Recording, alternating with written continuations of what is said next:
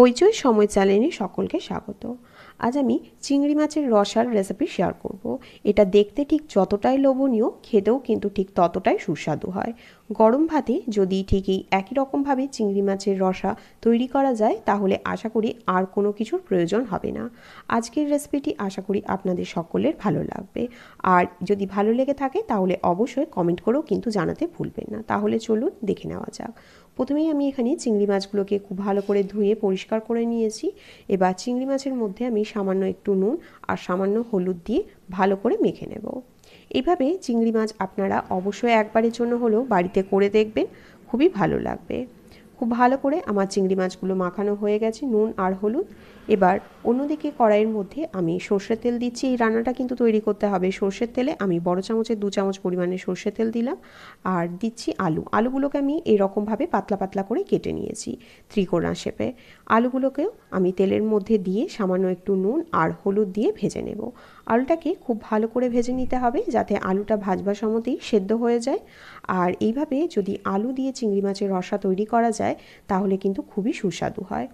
আলুটাকে আমি খুব ভালো করে নুন হলুদ দিয়ে ভেজে নেব 2 থেকে 4 মিনিটের জন্য।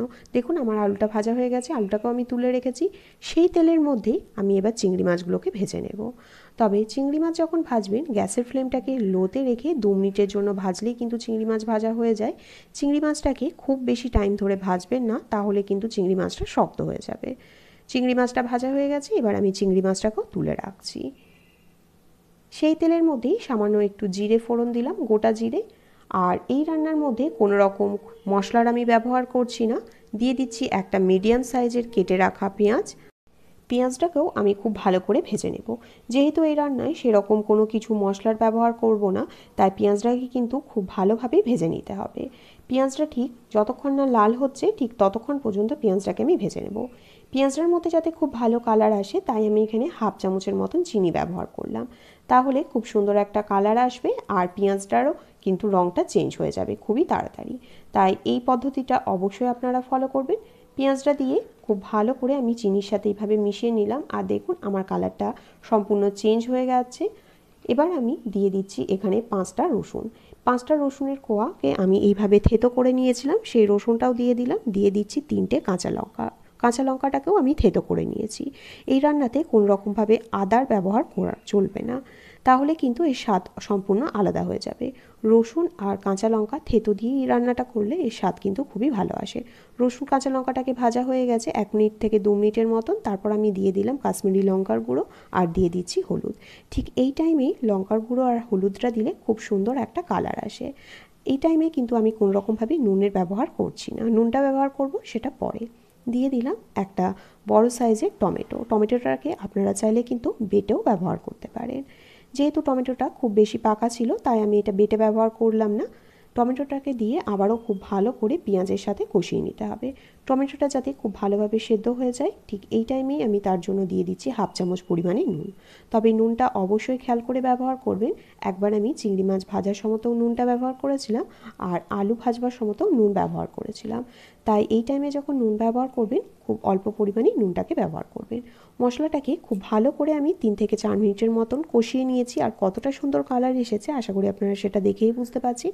এবার আমি এখানে ছোটো চামচের 2 চামচ টক দইকে সামান্য একটু জল দিয়ে ফেটিয়ে নিয়েছিলাম, সেই টক দইটাও দিয়ে দিলাম। তবে এটা ঠান্ডা টক দই একেবারেই নয়, এটা রুম টেম্পারেচারে রাখা টক দই, সেটা কিন্তু অবশ্যই খেয়াল করে দিতে হবে। নাচাড়া পুরো মশলাটাই কিন্তু ছানাকাটা হয়ে যাবে যদি ঠান্ডা টক দই ব্যবহার করেন। এবার আমি দিয়ে দিচ্ছি 2টো চেরা কাঁচা লঙ্কা। আপনারা আপনাদের ঝালের স্বাদ অনুযায়ী লঙ্কাটাকে বাড়িয়েও নিতে পারেন, আবার কমিয়েও নিতে পারেন। এবার খুব ভালো করে আমি কষিয়ে নিয়েছি। দেখুন খুব ভালো করে কষানো হয়ে গেছে। এবার আমি আগের থেকে যে ভেজে রেখেছিলাম আলু আর মাছটা, সেই আলু আর চিংড়ি মাছটাকে দিয়ে খুব হালকা হাতে দুবারের জন্য নাড়াচাড়া করে নেব। এখনও পর্যন্ত যদি রেসিপিটি আপনাদের ভালো লেগে থাকে, তাহলে অবশ্যই লাইক, শেয়ার আর কমেন্ট করতে ভুলবেন না। আর নতুন হয়ে থাকলে অবশ্যই চ্যানেলটিকে সাবস্ক্রাইব করে নেওয়ারও অনুরোধ রইল। আর পাশে থাকা বেল আইকনটিকেও প্রেস করে নেবেন।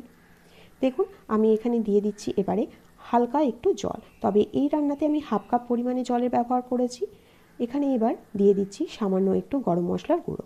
জলটা দেওয়ার পর যখন দেখবেন জলটা ফুটে উঠেছে, ঠিক সেই টাইমে গরম মশলার গুঁড়ো দিয়ে আরও 2 মিনিটের জন্য ফুটিয়ে নিলেই কিন্তু তৈরি হয়ে যাবে দারুণ স্বাদের চিংড়ি মাছের রসা। আমার অনুরোধ রইল এইভাবে কম মশলা দিয়ে আপনারা একবারের জন্য হলেও বানিয়ে দেখবেন। গরম ভাতে এর স্বাদ কিন্তু অসাধারণ হয়। রেসিপিটি ভালো লাগলে অবশ্যই কমেন্ট করে জানাতে ভুলবেন না। আর নতুন হয়ে থাকলে অবশ্যই চ্যানেলটিকে সাবস্ক্রাইব করে নেওয়ারও অনুরোধ রইল। আর পাশে থাকা বেল আইকনটিকেও প্রেস করে রাখবেন, তাহলে খুব সহজেই নিত্য নতুন রেসিপি আপনাদের কাছে সর্বপ্রথম পৌঁছে যাবে। এছাড়াও আমার চ্যানেলে আরও অনেক ধরনের চিংড়ি মাছের রেসিপি আছে, আপনারা চাইলে কিন্তু সেগুলোও দেখে আসতে পারে। ভালো থাকবেন, সুস্থ থাকবেন। দেখা হচ্ছে আরও এক অন্য কোনো রেসিপির সাথে। অসংখ্য ধন্যবাদ।